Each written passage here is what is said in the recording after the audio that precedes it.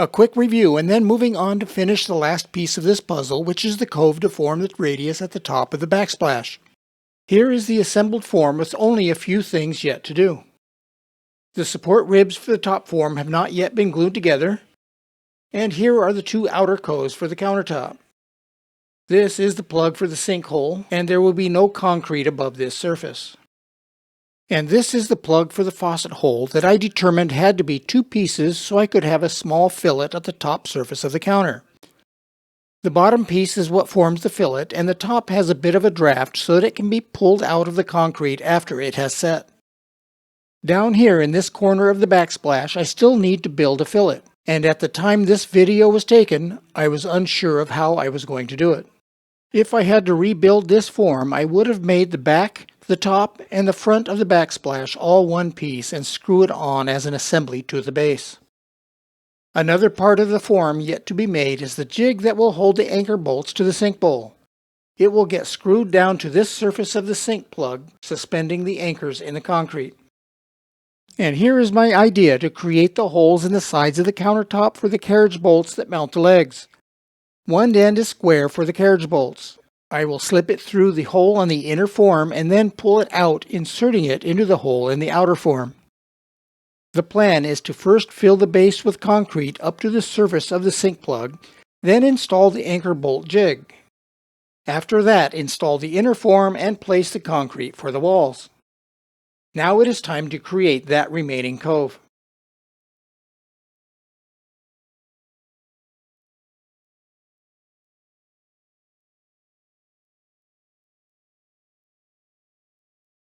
Now I have a plan. It was too hot in my shop over the last week, so I had a few days to think about it. Down here in the backsplash, we can see the formed plaster cove and the opposite corner where I need to add a cove. Since the forms separate in that corner, I was certain a plaster cove would not survive. I decided to attempt making the cove from a piece of wood. Spoiler alert, this is what I ended up doing. Now, how did I do it? Here I have a board ready to cut. I made it out of a few laminated pieces together since I did not have one board 48 inches long. We will find out later that this was a mistake. I will need to cut a cove into this board, trim it down, and then glue it to one of the forms.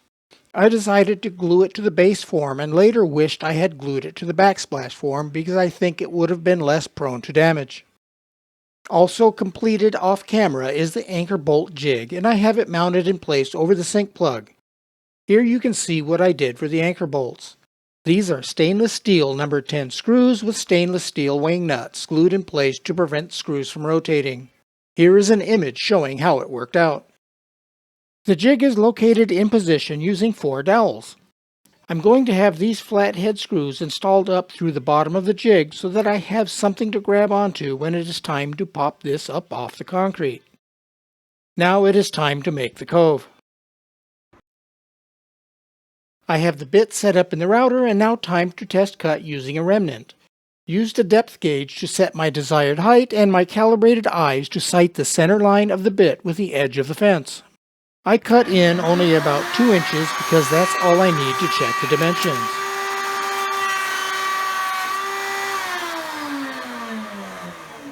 I used calipers to measure and found I needed to make some adjustments.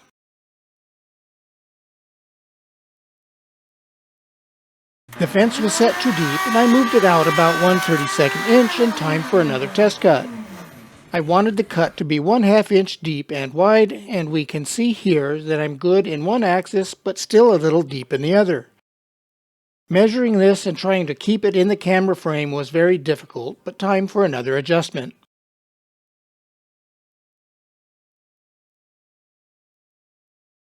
After adjusting and making another cut, I used my small combination square to validate that I have about 1/2 inch on both sides.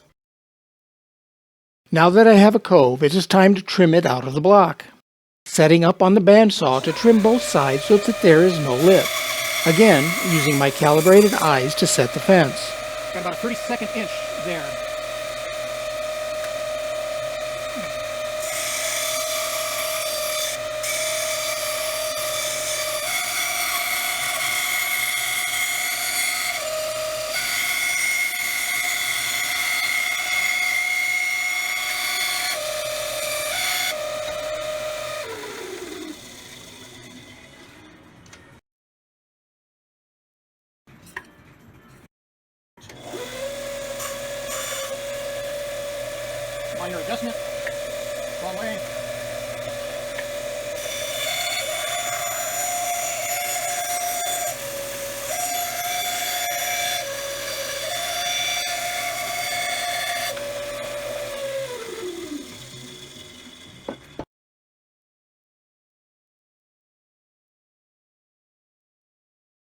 Now it looks like I have a viable process to create the cove, and now is time to get to it and make some scrap. I have the router set up with a featherboard to make the cut. Going slow to avoid tear out, but I still hear some and it worried me. Then something stopped the board from moving.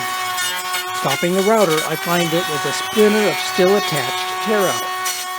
Inspected and everything looks pretty good, removed the splinter and finished the cut.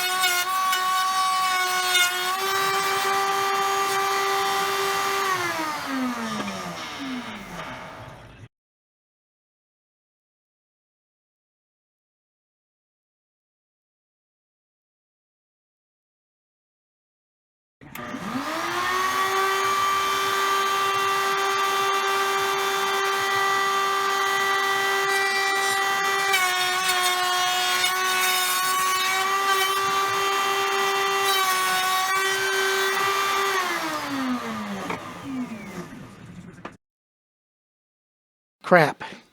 It broke after trimming it with a bandsaw.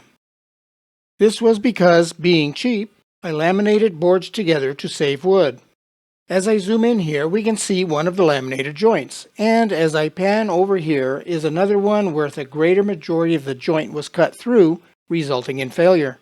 I went out and bought a piece of pine and had to make another one. A slight modification to the router, adding 2 boards as hold downs. And now it is back to the bandsaw to trim it out. On the bandsaw, I added another helper board performing the function of a featherboard. My only complaint on this saw is that the miter gauge slot is not 3/4 inch.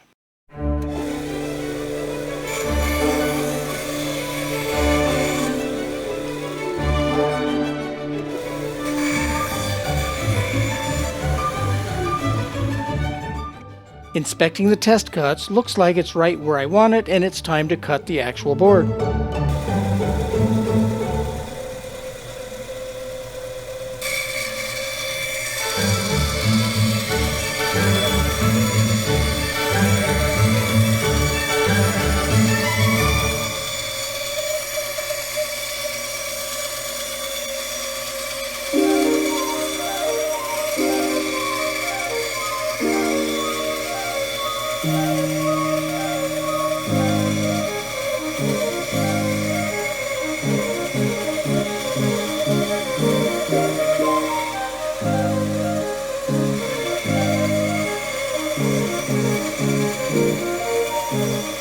The cut was horrible as the blade wandered. Seems to want to follow the grain in many places. Going to have to do this one all over again.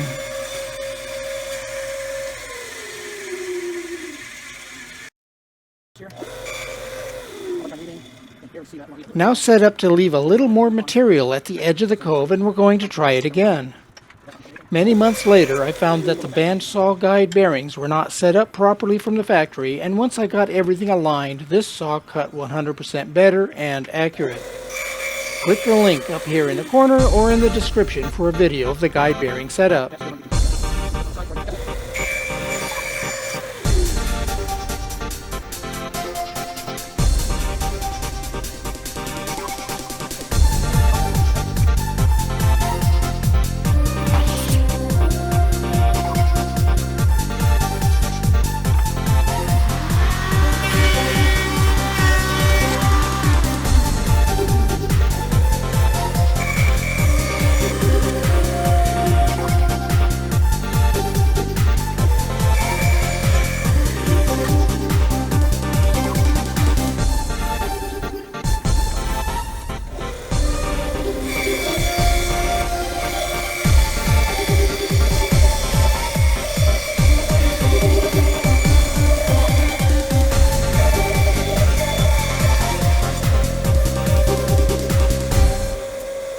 This second attempt came out okay with only one bad spot, and I think probably able to recover from that.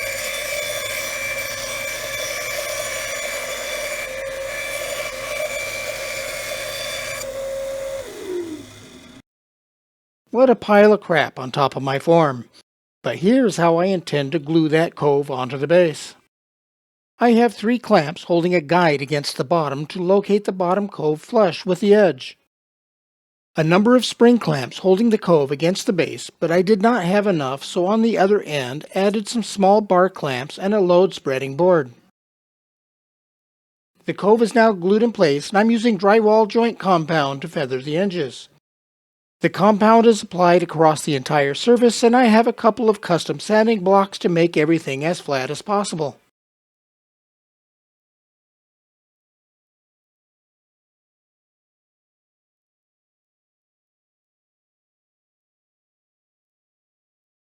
Here is my 1-inch diameter 3D printed sanding block to smooth out the surface of the Cove. Just wrap paper around the surface and run it along the Cove. Then I have a board with a radius cut on one edge and paper glued to the board to sand the face and feather the edges.